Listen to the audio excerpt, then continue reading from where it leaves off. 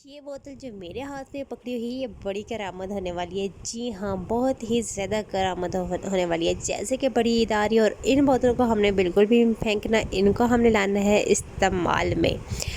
चलें तो चलते हैं वीडियो की तरफ। अगर आप मेरे चैनल पर नए हैं तो लाइक कमेंट शेयर करें, सब्सक्राइब करना बिल्कुल भी मत भूलिए। और अगर आपको मेरी वीडियो अच्छी लगी तो लाइक और कमेंट्स लाजमी बनता है। तो ईद जब आती है, बकरा ईद, तो हमारी फ्रिजों के कुछ हालात ऐसे होते हैं। तो इन बोतलों को आपने धो के सुखा लेना है। चलते हैं अपने मिशन की तरफ। बिल्कुल इन बोतलों को धो के सुखा लेना है और इनके आपने रिज़ल्ट देखने हैं कि कितने अच्छे निकलने वाले हैं। ढेरों गोश्त होता है जो हम संभाल नहीं पाते, अगर संभाल भी रहे हैं तो उस फ्रिज में हम बाकी कोई चीज़ भी नहीं रख सकते। मतलब कि पानी ठंडा हमें चाहिए होता है वो भी नहीं रख सकते। कोई चीज़ स्टोर करनी होती है, सालन वगैरह या इस तरह की कोई चीज़ स्टोर करनी होती है तो वो हम स्टोर नहीं कर सकते।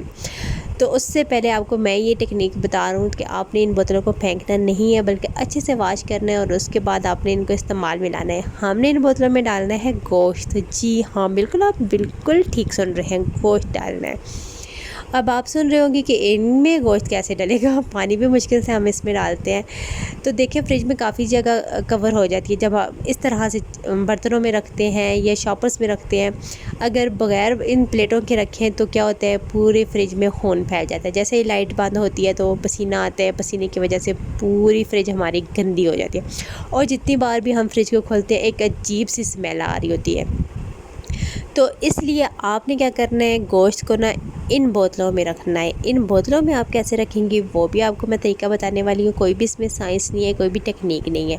अच्छा, इसकी जगह बहुत से लोग कहेंगे कि हम शहर से ले आएंगे डिस्पोजेबल, वो जो होते हैं डिब्बे से, वो ले आएंगे। तो मैं उनसे ये कहना चाहती हूँ, 300 से 400 रुपया ज़ाया करने से बेहतर है जो आप मेहमानों के लिए बोतलें लेके आए हैं ना, उनको ही इस्तेमाल में ले आएँ।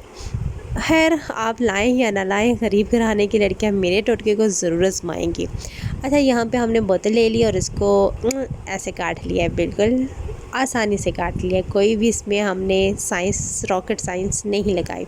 एक तरफ से हल्का सा सुराख किया, इसमें कैंची को घुसा दिया और काट लिया, कच कच का किया। ये देखिए, ऐसे घुसा के तो हमने इसको काट लिया। अगर आप आधा किलो के बनाना चाहते हैं, किलो के बनाना चाहते हैं अपनी फैमिली के हिसाब से, या फिर आप अपने फ्रिज के खाने को देख लें कि वो कितना है, उस हिसाब से भी आप काट सकती हैं जिसमें आपको आसानी रहे।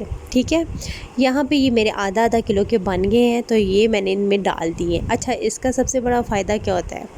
इनका सबसे बड़ा ये फ़ायदा होता है कि जब भी हम इनको फ्रिज में रखेंगे ना, तो इन्होंने क्या करना है ना, स्पेस बहुत कम लेनी है। एक बात होगी।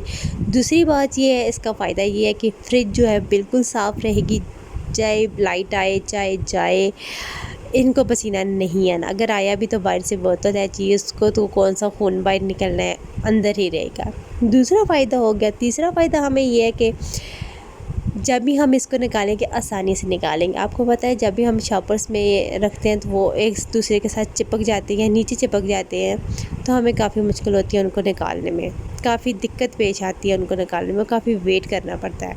अच्छा, दूसरा तरीका आपने क्या करना है कि आप जिससे आसान रहे, आपने गोश्त में से हड्डी अलग निकाल देनी है और बोटी अलग निकाल देनी है। हमेशा कुर्बानी का गोश्त धो के साफ़ करके रखें ताकि आप निकालें और डायरेक्ट पका लें।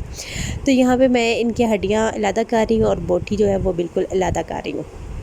ये टेक्निक भी A1 साबित होने वाली है। क्या हमें अक्सर क्या होता है कि हड्डी वाला गोश्त चाहिए होता है, लेकिन क्या होता है, हम बोटी निकाल लेते हैं।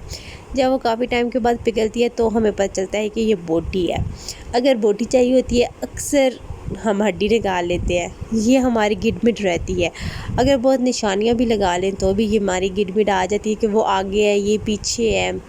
तो इस साइज़ को भी आप इस्तेमाल कर सकती हैं। आपने इस तरह से हड्डी का गोश्त इलादा डालना है और जो बोटी वाला गोश्त है वो आपने इलादा डालना है। बिल्कुल इसी तरह से आपने इलादा डाल लेना है और आपने एक लाइन, एक सीक्वेंस बना लेना है। ठीक है, ये ऊपर आपने लेबल लगा लेने हैं, हड्डी वाला गोश्त और बोटी वाला गोश्त।